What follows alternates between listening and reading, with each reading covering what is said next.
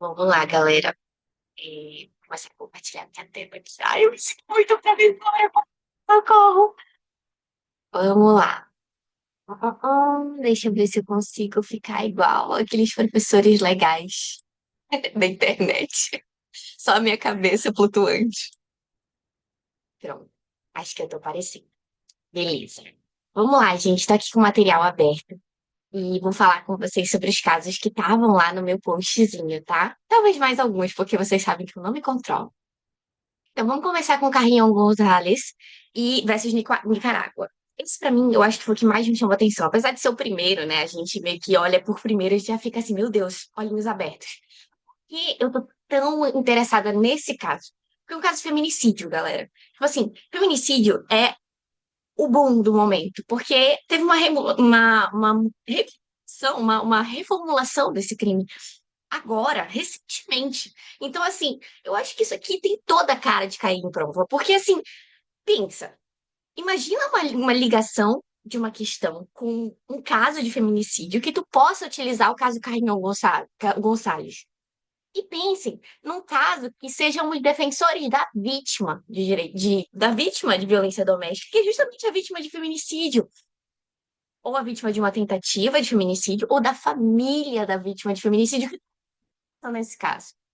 Porque muitas vezes, gente, a família da vítima vai atrás, né? Tenta meio que, tipo, correr atrás do acusado, né? Tipo assim, tentando fazer justiça da melhor forma possível, trazendo provas para o processo, trabalhando para que o processo efetivamente é, encontre a melhor resposta possível.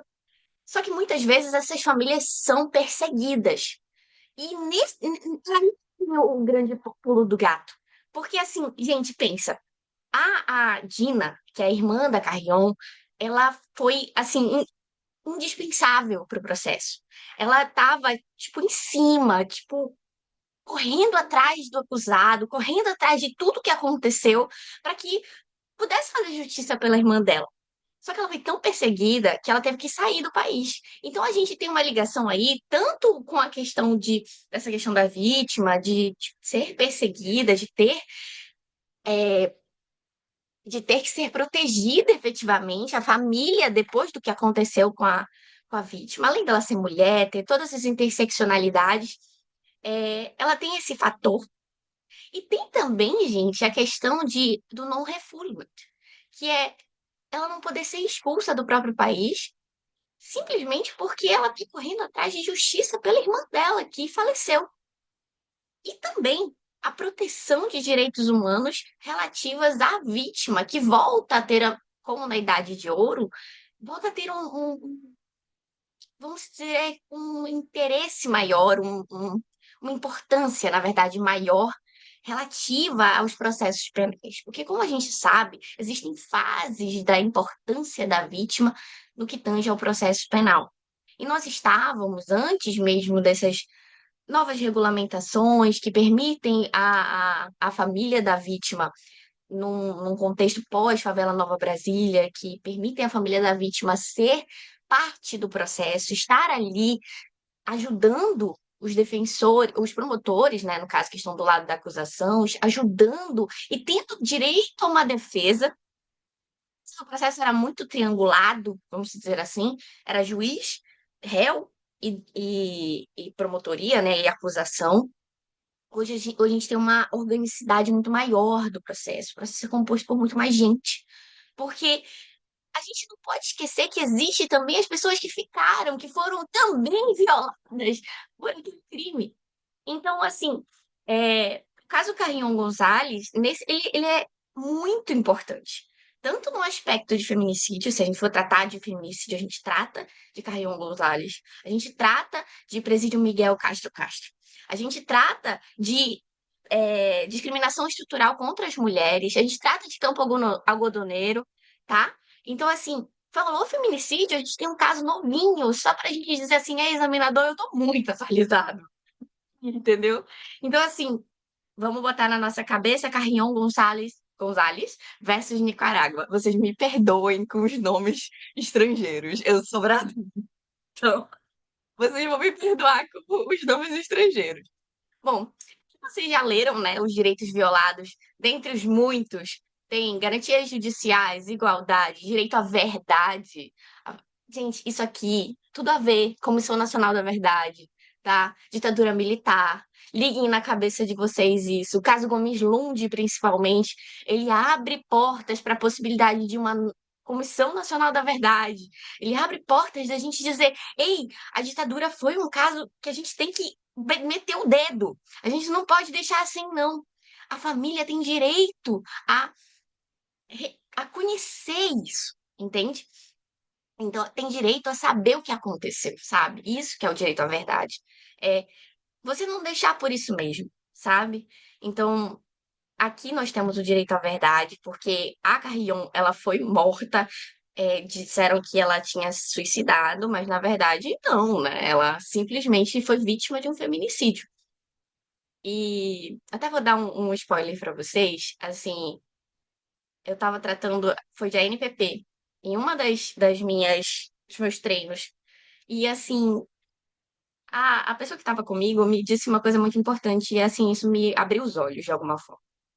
Eu, por esse meu amor aos direitos humanos, né, esse meu amor aos casos de direitos humanos, eu acabo puxando muito para o aspecto constitucional, o aspecto de direitos humanos mesmo, que é proteger as vulnerabilidades, né, proteger as pessoas que estão vulneráveis, dar possibilidade de defesa àqueles que estão já ali, né. Mas depois eu fiquei pensando, eu digo, gente, esse não é, não, e a pessoa falou isso para mim, talvez não seja a melhor posição numa situação que eu esteja defendendo o réu. E assim, para mim é um pouco difícil ainda, mas eu acho que a gente consegue mudar de plano quando a gente muda a chave do negócio e perceber quem é que está te perguntando. É um examinador de processo penal? Se for um examinador de processo penal, talvez ele queira que a gente vá mais para o lado de, olha, é, quem é a parte mais vulnerável do processo penal? É o réu. É quem está ali contra o poder punitivo estatal, é quem está ali meio que recebendo todas as penas, recebendo as acusações. E, assim, como a gente viu ontem, eu até postei nos stories, a, aquele caso da Defensoria Pública, e o defensor do caso falou o seguinte: a pessoa pode ser acusada e ser inocente, a pessoa pode ser processada e ser inocente, e a pessoa pode ser condenada e ser inocente.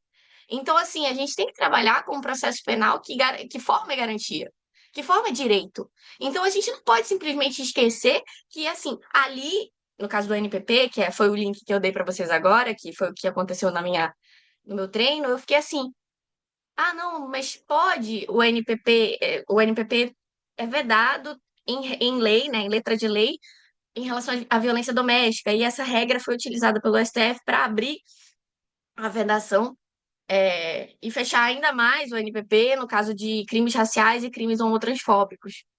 E meu posicionamento foi muito no sentido de proteger essas pessoas, proteger essas vítimas, né? E que é o posicionamento do STF. Mas a maior crítica disso é que não dá para a gente abrir o processo penal dessa forma. Existe um princípio da legalidade. Existe uma legalidade estrita que a gente tem que trabalhar quando a gente está tratando de direito penal. Então, tem esses dois posicionamentos, sabe? Então, tipo assim, eu achei super interessante que eu fiquei assim, nossa, é verdade. Eu tenho muito essa visão dos direitos humanos, de, tipo assim, querer é, encontrar um sentido, nessas regulamentações, mas, na verdade, é, a gente tem, no processo penal especificamente, a gente tem que ter cuidado, porque é o que o Maurílio Casas Maia fala de quando tem um clash, né? Na verdade, ele não fala inglês, né? Ele tem um choque de vulnerabilidades, né?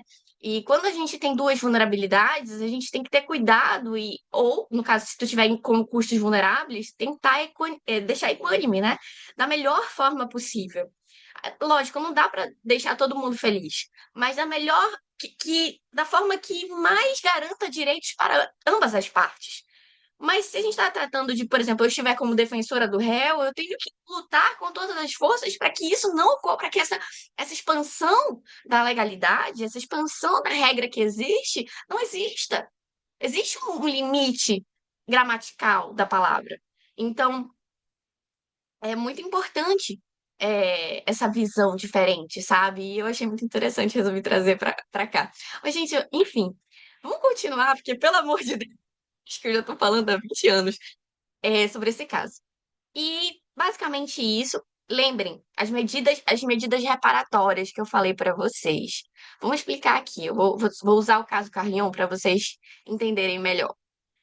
A primeira medida é que a corte disse que o processo, o próprio julgamento, constitui uma medida de restituição. E o que é a restituição? Como eu disse para vocês, ela restitui ao status quo ante. O Estado, antes de ter sido violado, ela tenta, né? Porque é impossível, a gente não tem como trazer a Carrion de volta.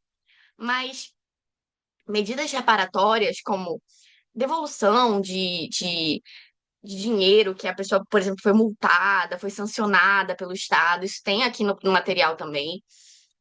Essas medidas que vão reparando e tentando trazer o Estado para o anterior são essas medidas de restituição. Medidas de reabilitação. Pense, reabilitar, gente, é tratar. Já existe um problema. A gente não está tentando voltar, tá? A gente está tentando. é, Tá aqui uma doença, imagine uma doença. Ela existe. E aí, quando você tem uma doença, você toma remédio para a doença melhorar, para você ficar bem, né? Mas não deixa de existir a doença. Se reconhece que existe aquilo e o remédio é justamente as medidas de reabilitação. Lembrem disso, tá? Aqui a gente não tá querendo voltar para o anterior, a gente sabe que existe. E se existe, a gente vai tratar esse problema que existe. Entende?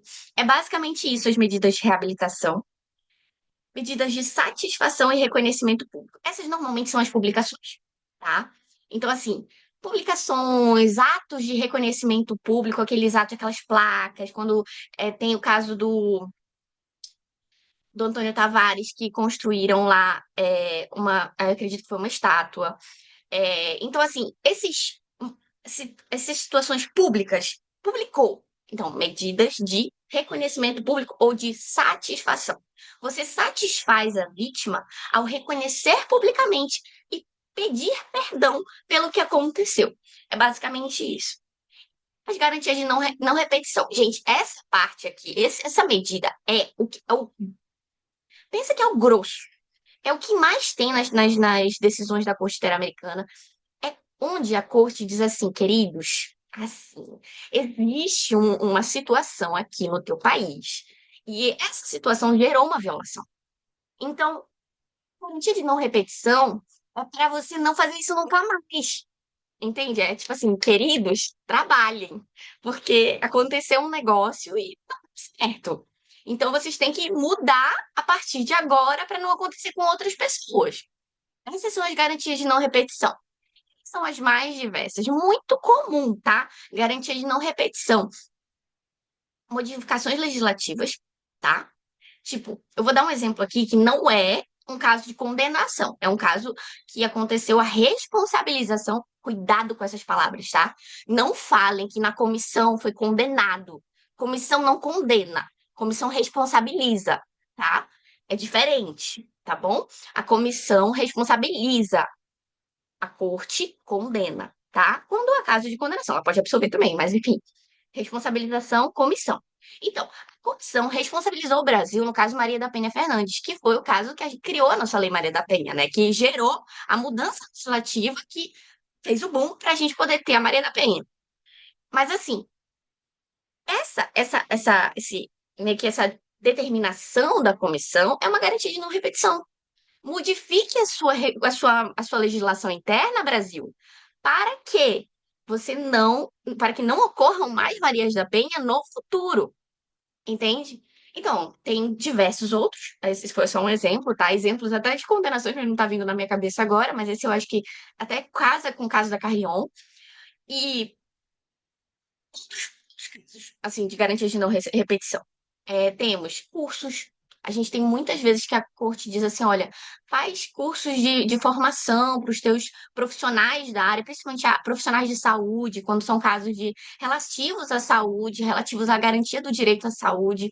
A gente teve essa garantia de não repetição no caso Public Vistes.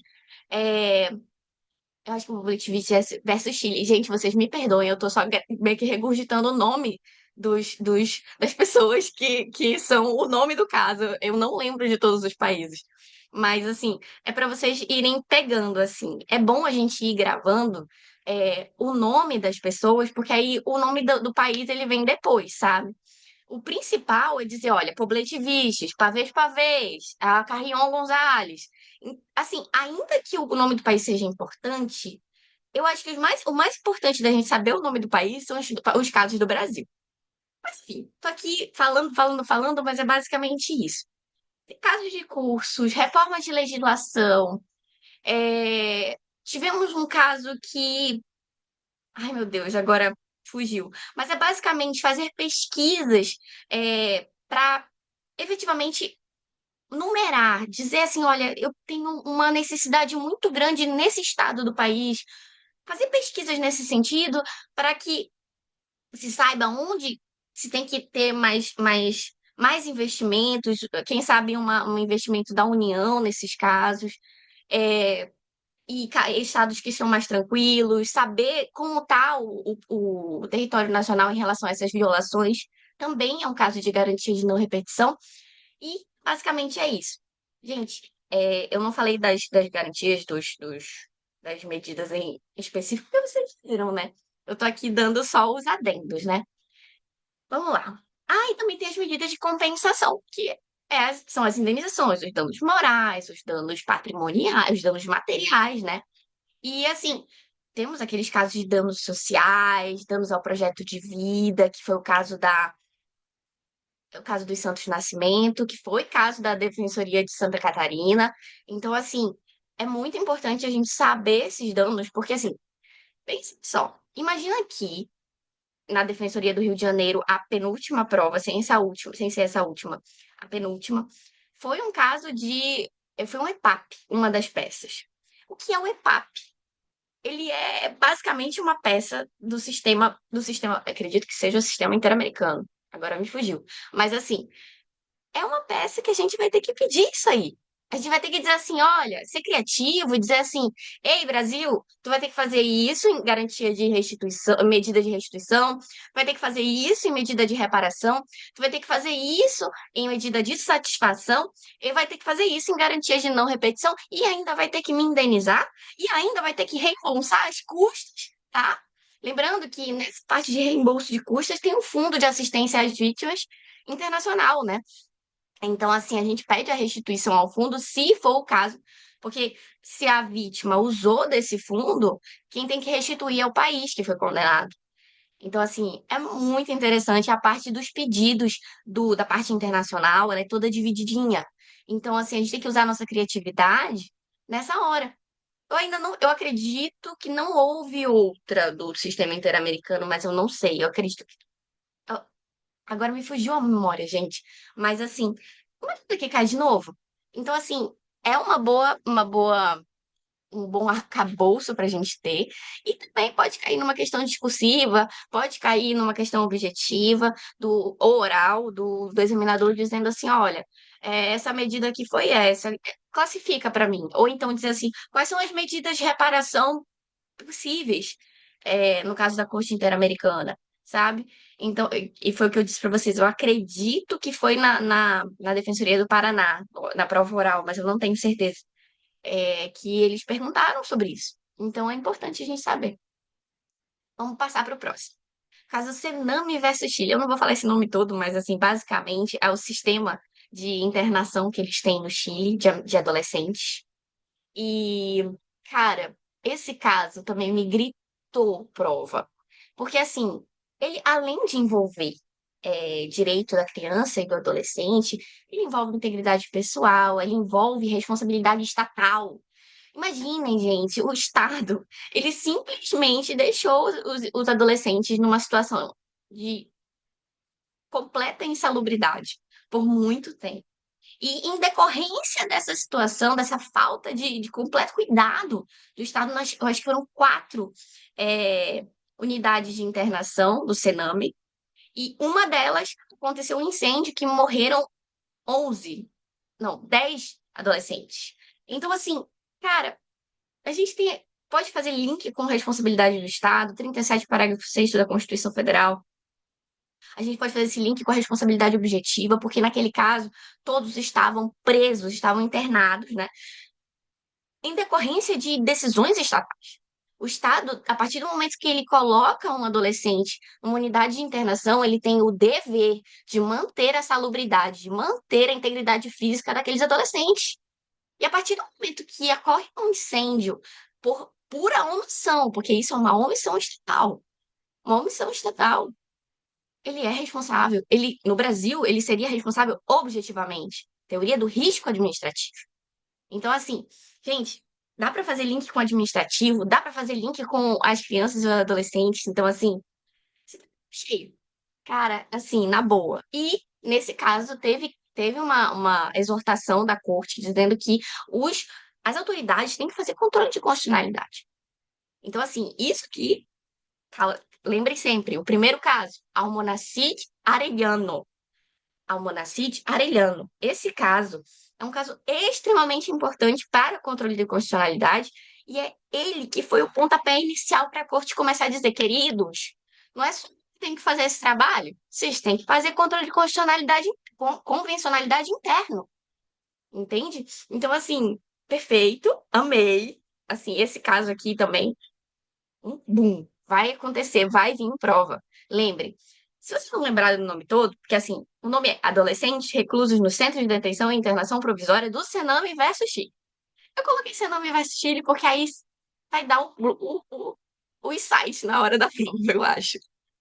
Tivemos, nesse caso também, importante a gente ver esses, assim, não só as normativas da CAD violadas, liguem o alerta quando houverem regulamentações, houverem convenções diferentes da CAD, porque isso é um prato cheio para cair, tá? E aqui, a convenção específica foi a convenção de tortura, tá? E a convenção dos direitos da criança, tá? Então, assim, eu acho que aqui no Carrion teve a Convenção de Belém do Pará.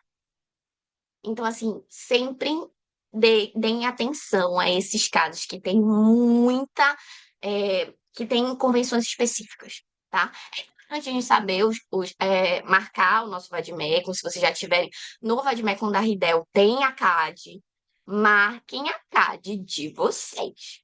Marquem a CAD de vocês, porque ela vai ser a melhor amiga dos casos que, tipo assim, eu não sei falar de nada de internacional, amor, vai na CAD, entendeu?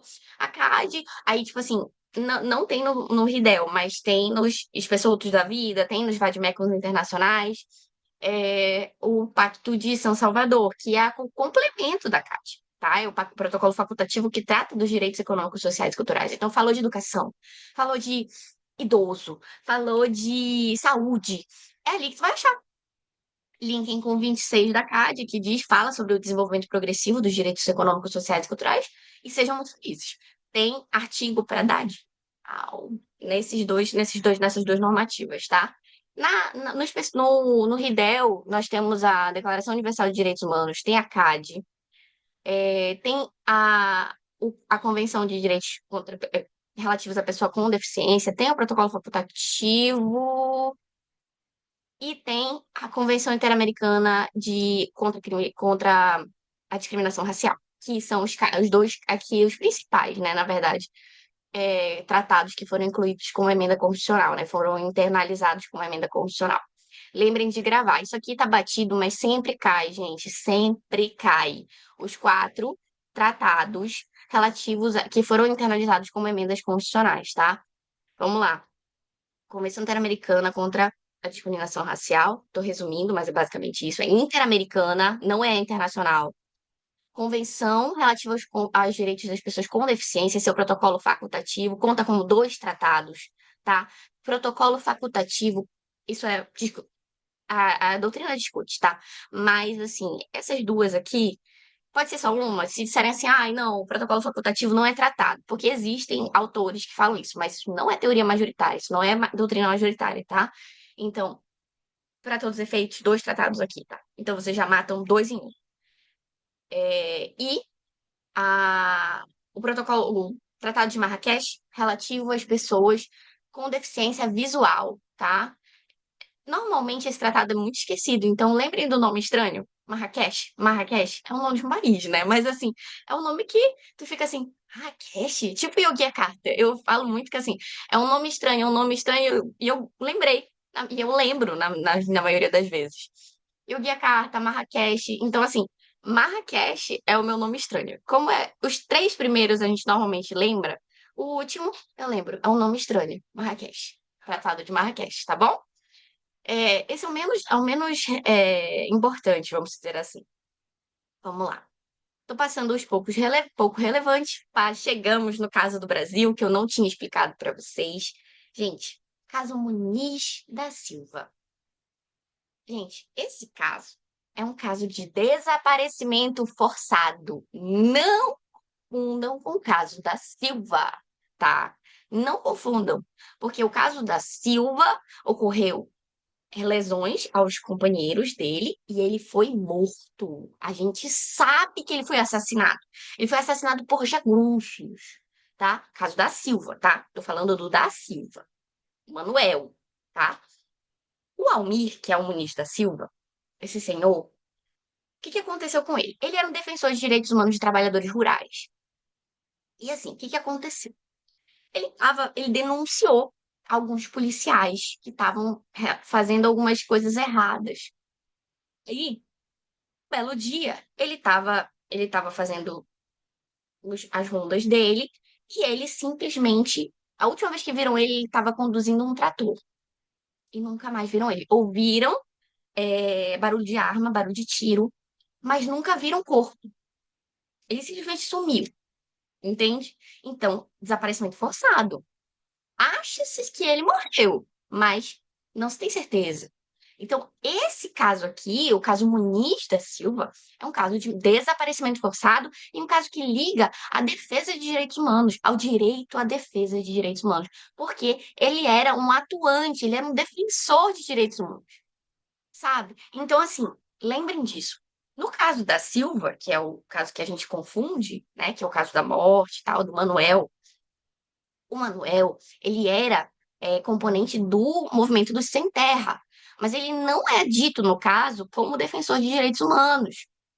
A ideia toda do caso dele é a proteção do direito à vida, a proteção do direito à família, de ter a presença dele, isso que tem aqui, neste caso que a gente está comentando agora, mas principalmente o direito à vida. Ele foi morto por jagunços, que são jagunços. Eu até coloquei no material para vocês, que é um termo que algumas pessoas até não conhecem. São matadores de aluguel, agentes de segurança privada, sabe? Então, assim, aquela galera ali que o proprietário de terra disse assim: olha, tá aqui uma grana pra ti, dá fim desse cara, entende? Então, assim, dá fim de quem passa nas minhas terras, que foi o que aconteceu com o Manuel da Silva, tá? O caso da Silva foi esse. Mas o Muniz da Silva relativo a desaparecimento forçado. E ele era claramente um defensor de direitos humanos. Então, fixem na cabeça de vocês. Os dois aconteceram na Paraíba, então é muito fácil. Olha só, ninguém, vida de concurseiro não é fácil. Ele é um caso que tem o nome parecido, Muniz da Silva e da Silva, tem outros nos dois casos.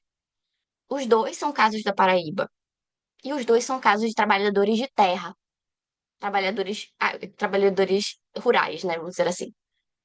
Então, assim, para confundir é assim. A vida do concurseiro não é fácil. Mas, assim, para facilitar, como eu falei assim, no nosso material eu coloquei essa dica que eu criei. Eu fiquei assim, bom, como é que eu vou diferenciar?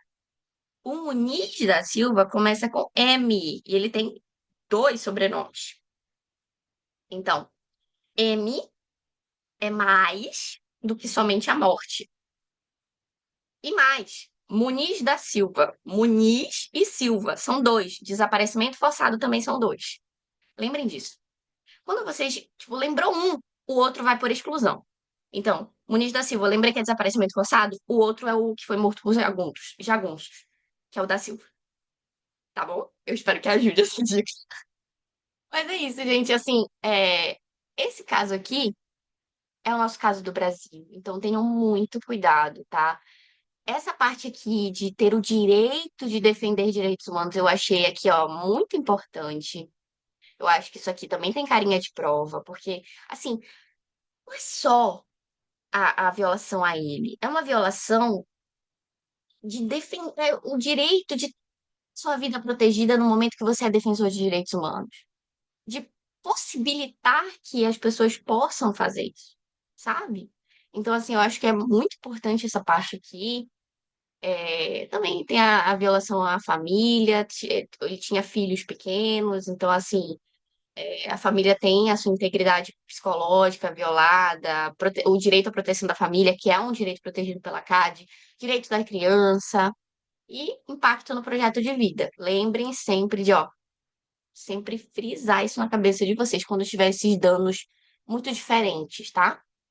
E, assim, olha, gente, ó. Essa parte aqui eu achei interessante na decisão. Diagnóstico sobre situação de defensores rurais no Brasil, no marco do grupo de trabalho ordenado pela Corte, no caso Salles Pimenta.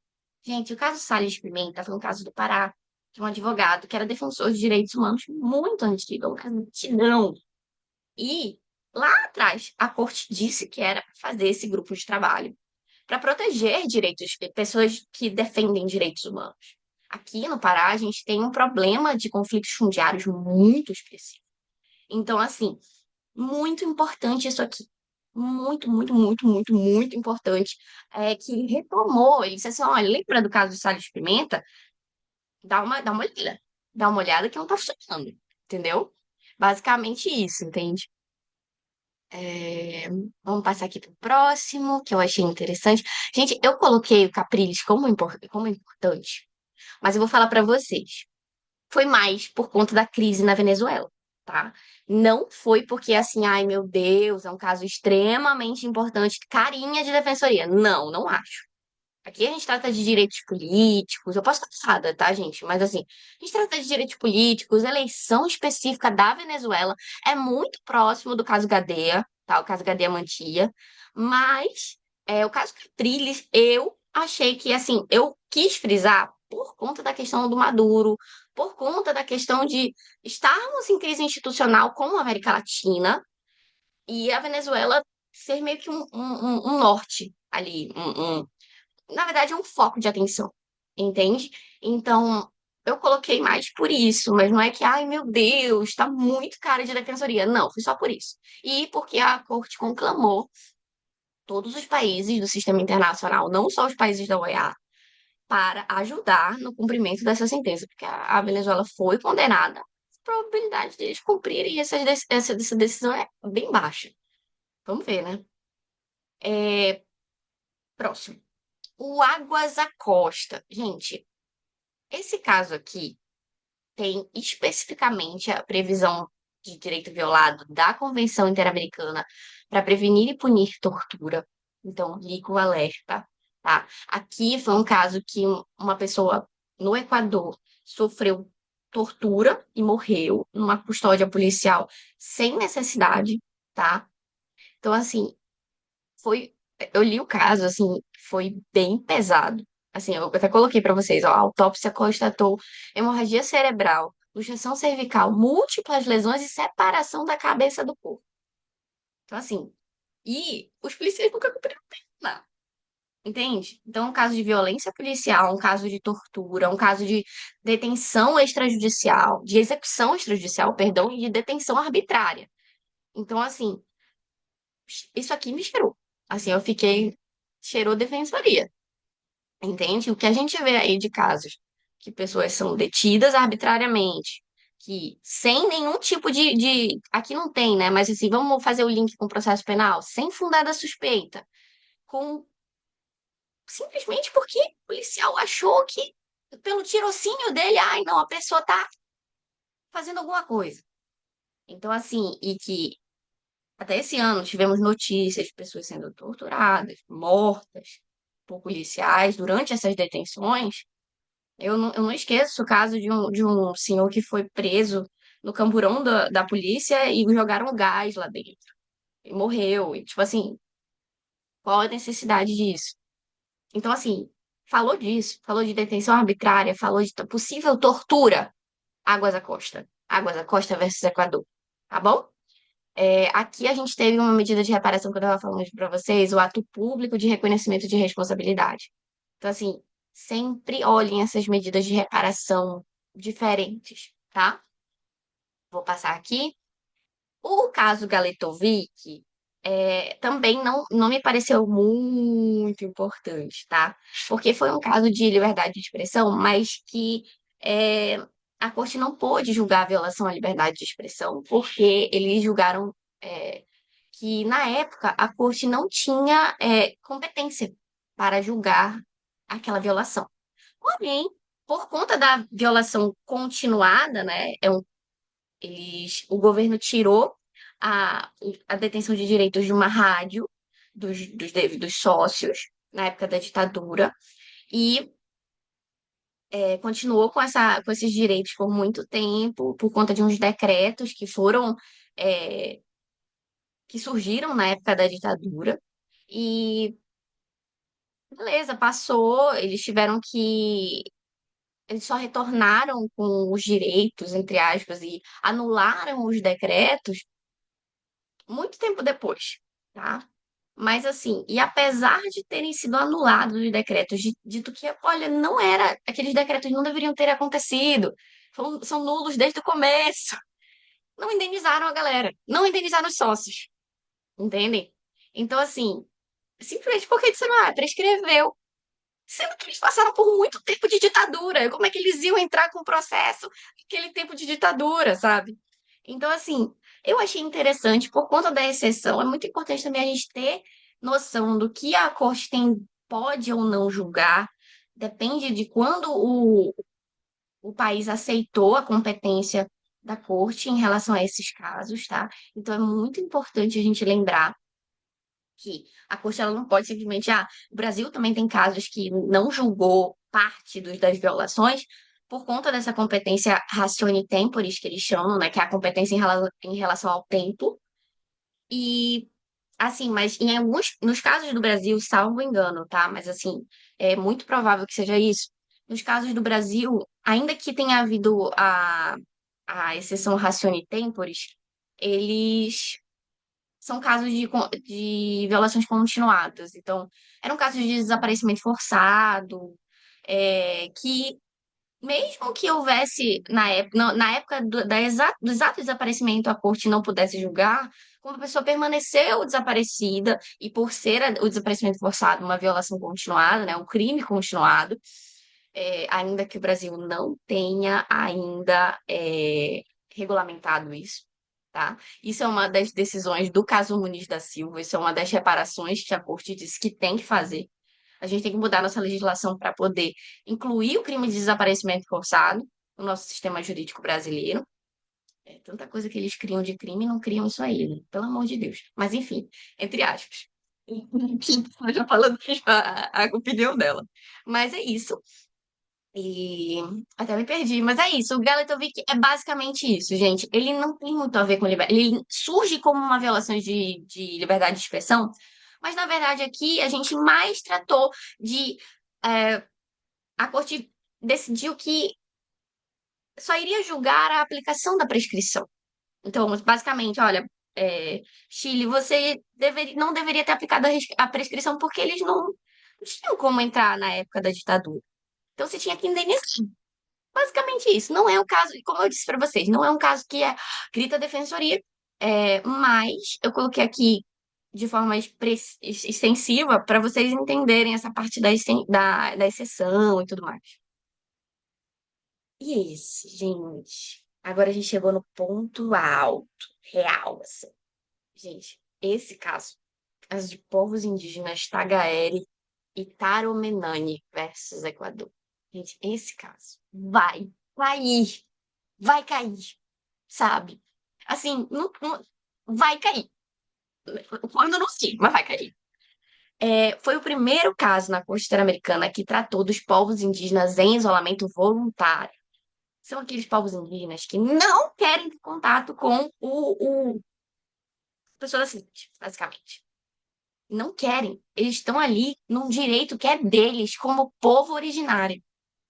E assim, é de suma importância esse isolamento voluntário, porque essas pessoas que não tiveram contato com a gente podem adoecer. Tem diversas doenças que são transmitidas nesse momento do primeiro contato.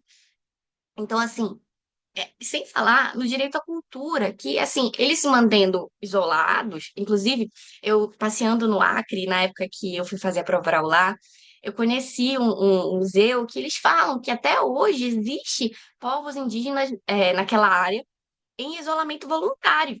E, assim, é muito importante a gente manter essas comunidades protegidas do contato humano. E é cada vez mais difícil, porque tem havido muitas incursões, principalmente na Amazônia, para procurar materiais como madeira, como minério, como ouro. Então, assim, é muito importante que assim a gente proteja essas áreas para que não hajam essas incursões e, enfim, proteger o direito dessas comunidades mesmo. E, inclusive, esse caso foi na Amazônia Equatoriana e foi um caso de ataques que ocorreram nessas tribos indígenas que estavam isoladas voluntariamente e muitos indígenas morreram. Duas meninas indígenas foram retiradas de suas tribos sem consentimento, tá? Então, aqui a gente trata. Nossa, tem muita coisa. Tem aqui Direito dos Povos Originários, Convenção 69 da OIT, Resolução do CNJ que fala sobre povos indígenas, tá? A gente tem Direito da Criança e do Adolescente, elas eram duas meninas, elas eram, se eu não me engano, adolescentes, se não crianças. Mas, assim, duas meninas nessa faixa etária. Então, assim, não teve direito ao consentimento delas, não teve opinião delas, elas não foram ouvidas em nenhum momento no processo. Então, assim, desenvolvimento progressivo, zero, não incluíram ela nos processos para poder elas serem ouvidas. Então, assim, aqui a gente tem um arcabouço de direitos muito expressivo. Por isso que eu falo pra vocês, ai, esse caso aqui, prato cheio, ele não trata só de uma coisa. Vocês veem um caso que, tipo assim, tem inúmeros direitos, não é só uma pessoa.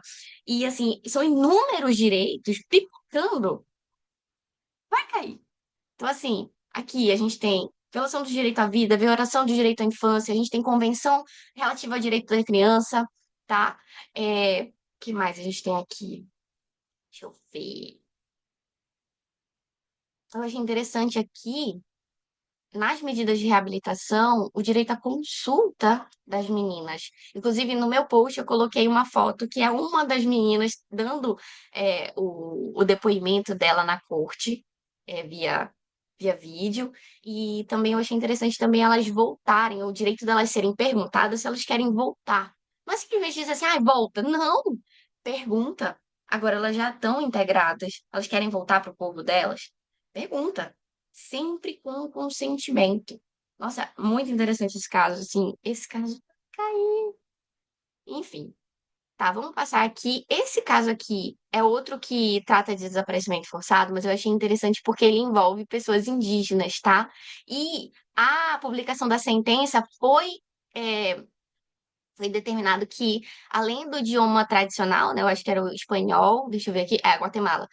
Além do espanhol, eles disseram para traduzir tanto o ato público quanto a sentença, em seu resumo, ao quiche, eu nem sei se é assim que pronuncia, que é o idioma dessas pessoas indígenas que sumiram e que tiveram seus direitos violados. Eu achei super interessante isso aqui, deixei marcado para vocês. Meu Deus, eu falei muito socorro. Mas assim, tá no finalzinho. Vamos lá. E tem o caso Hidalgo e outros versus Equador, que é um caso que ele foi, inclusive, teve um caso no Brasil de arrastamento de uma criança, e eu só lembrei desse caso. Então, assim, viu, uma pessoa sendo arrastada, torturada até a morte, quando foi indevidamente detida pela polícia, por agentes do Estado, enfim, executada extrajudicialmente. Pensa, Hidalgo versus Equador. Esse caso aqui, eu achei que, tipo, por ser um caso tão específico, né, de arrastamento, eu marquei para vocês, mas é um caso bem próximo do que a gente já tinha falado, tá? E basicamente era esse highlight. E é o último caso agora que eu vou falar com vocês, que é um caso que eu marquei aqui que eu achei bem carinho. Esse eu achei com cara de defensoria. Eu coloquei no resumo pra vocês, que é o Reis Mantia versus Equador. Aqui a gente trata de detenção arbitrária, a gente trata de ausência de defesa técnica, interrogatório policial sem nenhum tipo de defensor. Então, assim, aqui, qual era a questão? Eles foram basicamente presos sem ordem judicial. Olha aí, aquele caso, esses casos que estão pipocando no STJ agora, de prisões sem mandado, prisões sem fundada suspeita, prisão sem ordem judicial, gente. Então, assim, isso é a nossa vírgula. Já coloquei na cabeça. Reis Mantilha. Mantilha. Mentila. Ai, gente, eu não sei falar espanhol. Me julguem. Tá. Basicamente, ele ficou incomunicável. Lembremos que a incomunicabilidade não foi recepcionada pela Constituição Federal, a regra da incomunicabilidade, que está até hoje, isso é um absurdo, né? Mas enfim, está até hoje nos nossos códigos, tá? Ela não foi recepcionada, tá? O STF já se manifestou sobre isso. As agressões físicas, ameaças, interrogatórios sem defesa técnica. Basicamente, eu até botei aqui no resumo para vocês, é um direito penal do inimigo. No Equador, há uma regulamentação diferente para os crimes de drogas. E a partir do momento que você é um acusado de tráfico, um acusado relativo a crimes de drogas, eles simplesmente, tipo, te tratam literalmente como um inimigo. Tu tem menos direitos. É uma regulamentação diferente. E isso foi julgado pela Corte Interamericana e a Corte simplesmente disse assim, queridos, não pode. Isso aqui, assim, tu tem que tratar todo mundo como igual, direito à igualdade, sabe? Então, assim, essa parte que eu achei super importante, porque apesar de no nosso sistema jurídico brasileiro não haver uma diferenciação, não tem um código penal específico para o tráfico de drogas, tem uma lei, mas assim, não tem nada ali que a gente diga assim, não, tem uma coisa diferente aqui, tem menos direitos, enfim, a gente tem o Código Penal. E a Constituição Federal iluminando todas as normas do sistema jurídico brasileiro, porém, contudo, todavia, o acusado de crime de tráfico de drogas, ele é tratado diferente. Vamos aqui dizer, na prática, entende? Ele é tratado como traficante desde o primeiro contato. Não tem um negócio tipo assim, olha, vamos aqui pressupor que a pessoa não tá ali portando aquela droga para venda. Não, ele é tratado como traficante desde o começo. Eu peguei na época da defensoria, que a gente recebia os flagrantes, na época de plantão judicial, peguei casos que, assim, a cara detido com 3, 4 gramas de maconha, na época que nem tinha decisão do STF. Então, assim, é muito importante essa decisão, porque, assim, a gente pega, assim, se pegar alguns highlights dessa decisão, a gente diz assim, não pode a gente separar as pessoas como categorias de crimes. São pessoas em primeiro momento. Então a gente tem que pressupor inocência. Tá na CAD. Isso, a presunção de inocência tá na CAD. Então, assim, primeiro investiga. Você não pode supor que uma pessoa tá com uma pequena quantidade de droga, vai ser traficante. Não pode. Enfim, que mais que eu tenho aqui para tratar? Ó, tratei da presunção de inocência aqui com vocês, direito penal do inimigo, é, direito à defesa. Lembremos sempre, gente, tenho duas súmulas, nem que mesmo que vocês não gravem todas. Lembrem das súmulas mais importantes pra gente, as vinculantes, né? Súmula 11, a súmula da algema, tá? Lembrem de 11, tem dois, tipo assim, dois palitinhos, são iguais, né? Lembrem da algema, são duas rodinhas, tá? É assim que eu lembro na minha cabeça, eu sou bem visual. Então, tipo, 11 são dois palitinhos, duas algemas, duas rodas, tá bom? Súmula da algema e a súmula vinculante 14. Gente, 14 é a nossa súmula, é a súmula do defensor. É a súmula que a gente diz assim, querido, você não pode, absolutamente não pode, me impedir de ver o inquérito. Se tiver tudo escrito, se tiver os atos do inquérito escritos, eu tenho o direito de ver, tá? Senão eu vou dizer lá pro STF que vocês estão descumprindo súmula vinculante. Adivinha, qual é o recurso? Não é o recurso, né? Mas enfim, reclamação constitucional, gente. E assim, lógico, não é o melhor recurso, até tratei isso, inclusive, na minha última, meu último treino. Não é o melhor recurso.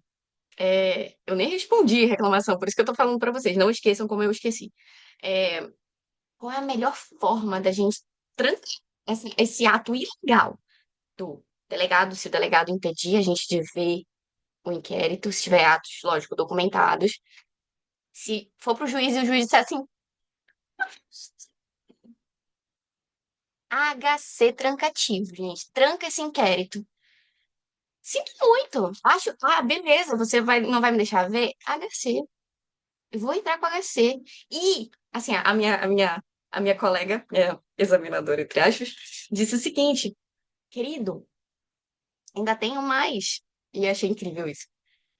E eu acho que até a professora Bruna Dutra falou disso em alguma aula dela. Mandado de segurança, gente. É tão difícil mandado de segurança na área criminal, mas assim, cara, faz todo sentido. É um direito líquido e certo do defensor, prerrogativa. A gente está defendendo a prerrogativa de ter acesso aos autos de inquérito. Então, mandado de segurança, tá? Então, assim, temos aí um arcabouço de possibilidades de defesa. Então, lembrem, súmula vinculante 14, não pode negar. Ah, mas e se for PIC, Thaís? E se for do Ministério Público? Não importa. A gente tem jurisprudência hoje, recentíssima, dizendo que, ainda que seja PIC, ainda que seja do Ministério Público, o Ministério Público não pode negar o acesso aos autos de inquérito. Do PIC, né, no caso. Não pode. É súmula vinculante. Se usa a súmula vinculante 14 como forma de interpretação, para a gente poder entrar nesse inquérito e a gente tem direito, tá? Senão a gente tranca da mesma forma, tá bom? Isso, gente. Gente, eu falei muito. Eu nem sei quanto tempo estou falando, não tenho ideia. Mas, assim, eu vou postar para vocês. Vou deixar isso disponível. Foi muita coisa. Espero que vocês tenham gostado. Eu tive essa ideia dessa aulinha, mas assim, justamente a ideia é ajudar vocês de alguma forma e também me fazer lembrar do que eu tenho que falar e a gente vai se ajudando, tá bom? Digam se vocês gostaram. Um beijo e até mais.